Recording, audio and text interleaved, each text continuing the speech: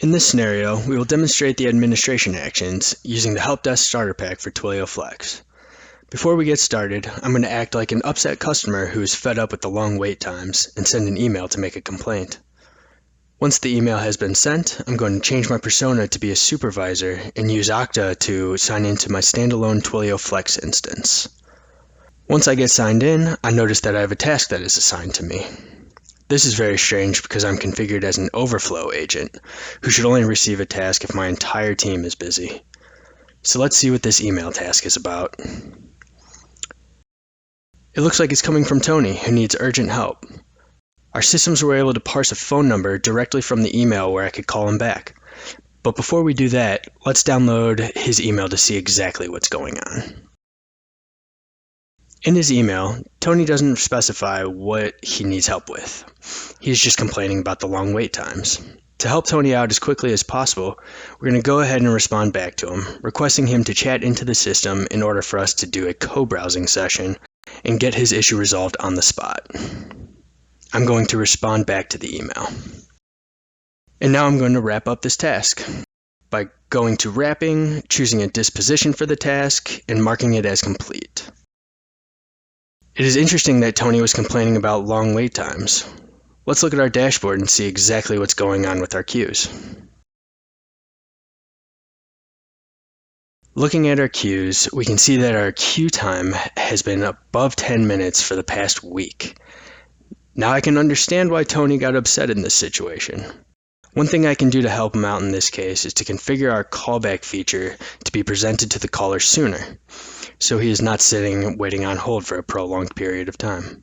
To do that, it is as simple as navigating to the Help Desk admin page, selecting Call Handling, and changing the wait time threshold to 5 minutes.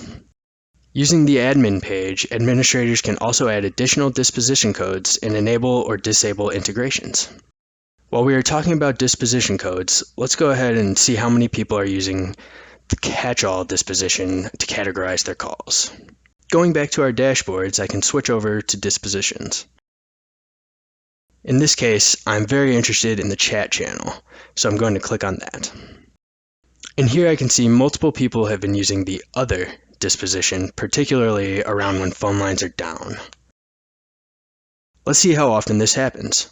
I'm going to go back to the Help Desk admin console and add a new parent category for infrastructure issues with a sub-item of phone lines.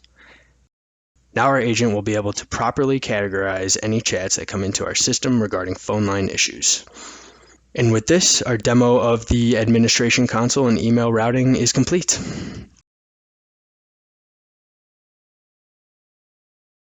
Let's talk about Servicenow and Web Chat. This is a sample web page where we have an embedded widget that will allow us to get connected to Twilio agents. The widget is fully customizable and has support for all the basic functionalities you would expect, such as file attachments and a pre-engagement form. In this example, I'm going to fill out the pre-engagement form as if I'm Jason, where I'm having an issue with my ticket. Once I click on OK, let's go, my chat will be queued and I will wait for the next available agent. Switching over to the agent's view, I'm going to sign into Servicenow and trigger the embedded version of Twilio Flex. And look at that! The chat from Jason is waiting. Let's go ahead and accept it. As soon as I do that, Servicenow will automatically look for the ticket number that was provided. In the case that a ticket number is not provided, Servicenow will not be able to pull up that incident. But if a ticket number was provided and it matches an open incident, then Servicenow will automatically load the incident information for us. By looking at the incident, I can see that Jason's been having this issue since February 1st. We really want to help him out, so let's set up a co-browsing session. You might ask, what is co-browsing? Co-browsing allows agents to see the customer's browser and how they navigate through websites. In this case, we're using our Glance integration to enable this functionality, which also allows for two-way video that I will demonstrate at a later point in time. So now that I've asked Jason for a co-browsing session, I'm going to confirm as Jason. As soon as I confirm, the join button will start glowing in orange. Going back to Jason's screen, I'm going to accept the co-browsing session. To make this easier to see, I'm going to split my screen into two and turn on labels at the bottom of my screen to indicate that the customer is on the left and the agent is on the right. I'm going to decline the request for two-way video, and we will get back to that at a later point in time. With the co-browsing session now active, as the agent on the right-hand side, I can highlight areas for the customer and show them where to click. On the left-hand side, I can point to things as well, and any clicks that I make are highlighted for the agent. In this case, Jason will demonstrate the issue to us. When he clicks on the download button, we can see that nothing is happening, which is a problem. Usually, to troubleshoot this type of an issue, I would go through some advanced troubleshooting steps, but because we do not have the time to do that on this call, I'm going to simply send Jason an advanced troubleshooting guide and ask him to follow it. In most cases, we will be nicer to the customer, sending a lot more messages, but because we are restricted on time today, I'm simply going to end the chat and show you one more feature that we have added to the starter pack. Right now, you are seeing the wrapping tag that allows us to categorize calls and chats with dispositions and sub-dispositions. In this case, this was a software issue.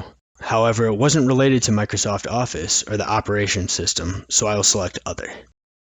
I will not add any additional notes, as the notes are already located within the ticket itself. And this completes our demo of Servicenow and the Web Chat widget. In this scenario, we'll cover our Zendesk integration and demonstrate the ability for a customer to request a callback or leave a voicemail when the queue is filled and no one is available to answer the call. First, I'll pretend to be a customer and dial into the contact center about an urgent issue that I'm experiencing. Hello, do you have a ticket number? No. No problem. What are you having issues with? VPN. Excellent. We will now connect you to an agent to help with your CTN problem.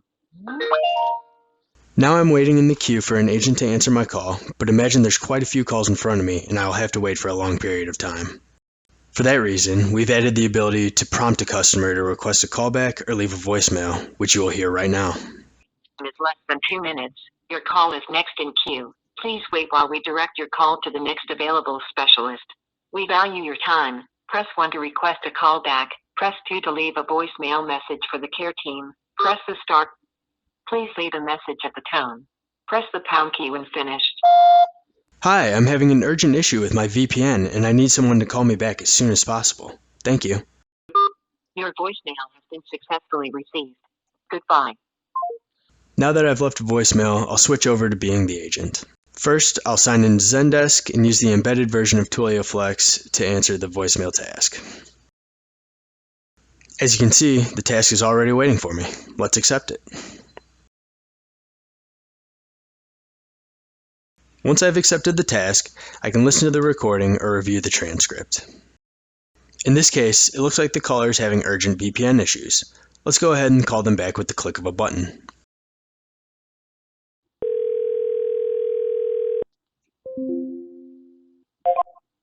As the agent, I was able to quickly dial out to the customer where I answered the call on my cell phone. Now that we are connected, let's find out a few things.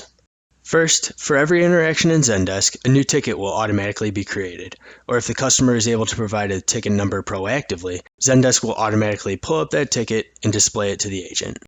This allows the agent to take notes within tickets and respond with useful links without having to leave the screen. Let's add a public response that we resolved Tony's VPN issue. And now I will submit the ticket as pending. Let's say that Tony and I talked for a while and eventually we ended our conversation. I will go ahead and hang up. Now you're seeing the Dispositions feature again. This is where I can set the disposition for the call for recording purposes. In this case, because this was a VPN issue, let's select Software and VPN. I want to ensure that the complete voicemail box is checked to close both tasks with a single click of a button. Imagine that a couple of days have passed by and I want to give Tony a call to see if he's continuing to have issues with his VPN. I can do that in Zendesk with the click of a button. When I click Call, a brand new outbound task will be created in Twilio, and once again, my cell phone will start ringing in just a moment.